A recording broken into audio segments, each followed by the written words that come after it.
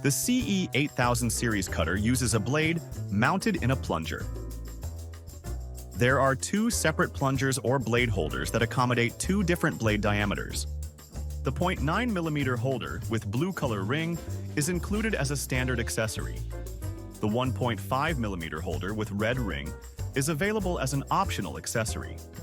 To install the blade into the holder, fully insert the cutter blade straight into the plunger cap, then screw back onto the blade holder assembly. Adjust the blade length by turning the blade length adjustment knob, using the knob scale and notches as a guide.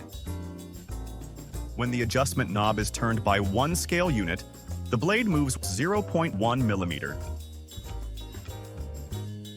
Turn knob clockwise to extend the blade and counterclockwise to retract the blade. The blade loop is an optional tool that will allow you to easily set the precise blade length for best results. To use the loop, insert holder in the top. Turn blade adjustment knob to extend blade. Focus by turning the ring on the viewer.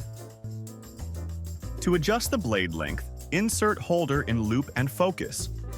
Extend blade to desired length as indicated by the lines shown in the loop view. Each line equals 0.1mm.